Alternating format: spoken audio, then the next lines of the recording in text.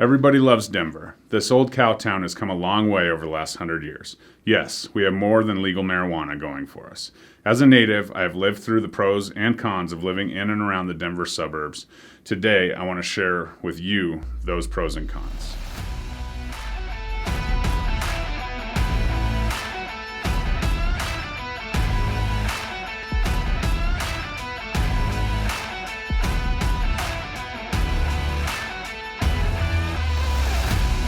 Hey everybody, Jeremy Kane, eXp Realty here, native Colorado Realtor, bringing you all the sunshine and dirt on the real estate market each and every week. Please like, comment, crush that subscribe button below as we build this into something special. If Instagram or Facebook are your thing, check me out at JKCO Realtor. Denver, Colorado, what a dynamic town full of energy and awesomeness. When thinking about the pros and cons of living in my hometown, a lot of pros come to mind. But that's me, I'm mostly a positive person. But when making a move into or out of town, it is important to consider the positives and the negatives. We will bounce back and forth and even talking about some of the things that are a pro and a con at the same time. The absolute number one pro for me when I think about Colorado is the pure beauty of nature. You can see the Rocky Mountains from miles and miles away. On a clear day, even on the plains, you have majestic views of our great mountains. My favorite days in Colorado are those early spring days fresh off a wet spring snowstorm. The plants and the grass are lush green, the snow-capped mountains are visible for miles and miles away, and there is literally a postcard photograph available to any Western traveler. Did I skip over the spring snowstorm too quickly? Although the days following the snowstorm are great, the days of the storm are a bit annoying. It seems each year we have those March and April days that get us so stoked to go out in the summer gear, hit up a bike ride or a hike or a barbecue in shorts and a tank top. But then here comes old man winter slamming us in with a dose of reality. In Colorado, the snowiest month of the year is March, and those storms are often the wettest. Wet snow causes tree damage, among other things. Us Coloradans have a trick we like to play on the newbies. Hey neighbor, can you shake that tree off while you're out there? Here's a secret, that branch that is at eye level, once you shake a bit of snow off, will snap back up to its original height and may leave you reliving the most interpersonal snowstorm you have ever experienced. Don't fall for it. Proceed with caution when saving the trees. Once we have finally kicked those late spring snowstorms, in comes the Colorado hailstorm afternoons. Colorado is known for big-time hailstorms.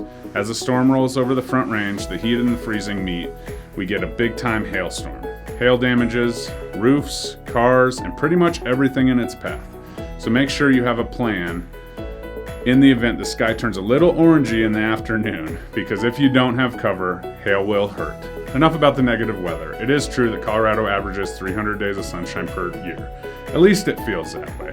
We can have multiple feet of snow and have it gone within days as it heats up and melts almost immediately. Moving on to the multiple types of living. From a stoplight in the middle of downtown Denver, you are 30 minutes or less from urban living, suburban living, rural living, or mountain living. The Denver suburbs are almost a poetic version of any lifestyle you could imagine.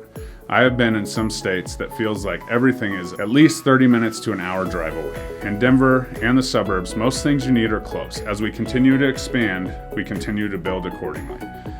As we expand inside out from central Denver, we continue to be one big happy family. If you want to catch a night out on the town with a 5-star type meal, central Denver is probably your spot.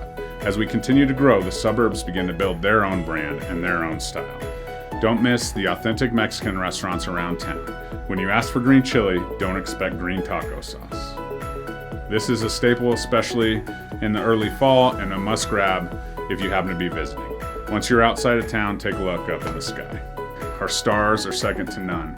As we live a mile above sea level, whether you are out on the eastern plains or up high in the western hills, this is a must-do neck exercise. Nothing like laying in the middle of a dirt road checking out the sky. Make sure you pack for all seasons all year. We have what we call 4-season days sometimes, so dress accordingly for those stargazing nights. At the time of this recording, the 30-minute drive to any type of living is under siege. The infrastructure of our great city was not necessarily built to withstand the dramatic population growth we have seen. The Department of Transportation is working on it, but we have a ways to go. The good news is we have very few places that are only accessed via one major road, so there is always a workaround to the crazy traffic we're experiencing. As mentioned before, marijuana. Not my cup of tea, but that's okay. I know people that it is, and we are cool. I hear we got the good stuff. Here in Colorado, we have more breweries than any other state. We have the 4th most breweries per capita, with 1 brewery per 13,550 people. We can't help that all you people are moving here. So we must build more breweries. If in town, head up to Fort Collins, check out my personal favorite, Horse and Dragon Brewing Company. You won't be a sad panda. Ask for Luke and tell him Jeremy sent you. P.S. Back to the marijuana thing. Just because I live in Colorado doesn't mean I'm a stoner. Forewarning, once you make the move to the best state in the country, every time you tell someone where you live, they will kind of giggle and reference weed in one way or another. This is far more annoying than being around the marijuana itself. The people are nicer here. Every state has its jerks. But a common thing I hear, especially from coastal cities, is that people are nicer. Maybe that comes natural to us because if we freaked out about the bad drivers struggling with the current weather conditions and their non-equipped cars, we would make ourselves crazy. Then again, maybe that's because we have the most breweries and dispensaries. Never thought of it that way. But in reality, it is a great place. The next pro, I think, is the sports scene. We have to make up for it as we truly lack the college athletics scene of even much smaller states across the country. We have 2 big universities, some great Division II sports, but just not a ton of nationally competitive teams. We have the 4 major sports covered. We dabble on the outskirts of some minor league teams as well.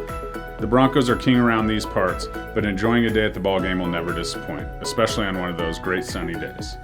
As we head inside to the winter months, the Nuggets and the Avalanche are always exciting. We also have a pro soccer team, an indoor and outdoor lacrosse team. So there's always something to do if sports are your gig. Plus, sports gambling is legal here. We have casinos just outside of the Denver area and small mountain towns, Black Hawk and Central City, and you may also try your luck on various sports gambling apps and websites. The honest truth is that Colorado and Denver is a melting pot. We have a strong contingent of natives that lead the way for the transplants who eventually become natives or feel like it in short order. If you're considering a move to Denver, give me a call, comment below. I would be happy to show you around the town.